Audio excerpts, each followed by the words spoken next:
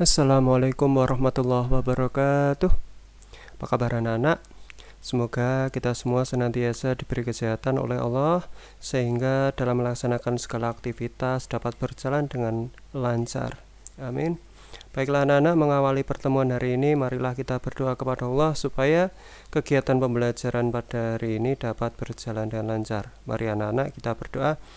A'udzu billahi minasyaitonir rajim. Bismillahirrahmanirrahim. Raditu billahi rabba wa bil islami dina wa bi Muhammadin nabiyya wa rasula. Rabbi zidni ilma warzuqni fahma. Amin. Baiklah anak-anak, pada pertemuan hari ini kita akan mempelajari kisah Nabi Hud alaihi salam. Adapun tujuan pembelajarannya adalah sebagai berikut. Setelah kegiatan pembelajaran selesai, anak-anak diharapkan mampu 1. Meyakini kebenaran kisah Nabi Hud alaihissalam. Yang kedua, menunjukkan sikap sopan dan santun sebagai penerapan pemahaman kisah keteladanan Nabi Hud alaihissalam. Yang ketiga, memahami kisah keteladanan Nabi Hud alaihissalam. Yang keempat, menceritakan kisah keteladanan Nabi Hud alaihissalam. Kemudian yang pertama adalah mengenal Nabi Hud alaihissalam. Nabi Hud alaihissalam disebut dalam Al-Quran sebanyak 7 kali. Nabi Hud adalah rasul dari bangsa Arab yang hidup sesudah banjir besar di zaman Nabi Nuh alaihissalam. Nabi Hud lahir 300 tahun setelah kewafatan Nabi Nuh. Allah mengutus Nabi Hud kepada generasi pertama yang tinggal di zaman, yaitu kaum Ad. Mereka adalah orang Arab yang tinggal di istana yang megah. Mereka adalah orang-orang yang menyembah berhala sesudah zaman Nabi Nuh.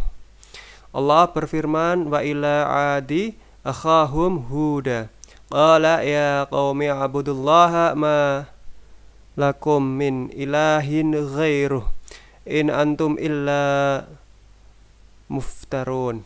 Yang artinya, dan kepada kaum Ad kami utus saudara mereka Hud. Ia berkata, hai kaumku, sembahlah Allah, sekali-kali tidak ada bagimu Tuhan selain Dia, dan kamu hanyalah mengada-ngada saja.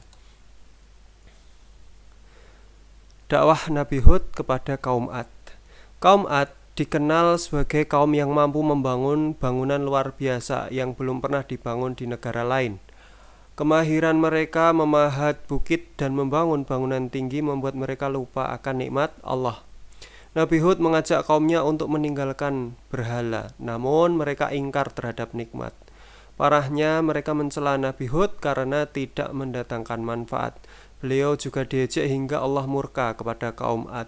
Allah Ta'ala mengazab mereka dengan menghalangi turunnya hujan selama 3 tahun. Begitupun mereka tetap ingkar dan tidak mau menyembah Allah. Kemudian Allah mengirim angin selama 7 hari 8 malam dan musnahlah mereka, sebagaimana firman Allah dalam Quran surat Ad-Dariyat ayat 41 sampai 42. Wa fi 'adin id arsalna 'alaihimur rihal 'aqim ma tadaru min syai'in atat 'alaihi illa ja'alathu karramim. Yang artinya, dan juga pada kisah Ad, ketika kami kirimkan kepada mereka angin yang membinasakan, angin itu tidak membiarkan sesuatu pun yang dilandanya, melainkan dijadikannya seperti serbuk. Nah, adapun kisah keteladanan dari kisah Nabi Hud adalah sebagai berikut. Penyebab dibinasakannya kaum Ad adalah 1. Menyembah berhala, 2. Sombong atas nikmat Allah, yang ketiga meremehkan dan menghina Nabi Hud alaihissalam, yang keempat ingkar kepada hari kebangkitan dan kehidupan setelah kematian, yang kelima tidak taat kepada nabi mereka dan kufur kepada Allah Ta'ala. Adapun sifat Nabi Hud adalah sebagai berikut. Yang pertama sabar, yang kedua senantiasa menasehati kaumnya, yang ketiga mempunyai kekuatan hujah atau pandai berargumen, yang keempat senantiasa mengingat nikmat Allah, yang kelima senantiasa berzikir dan berdoa kepada Allah.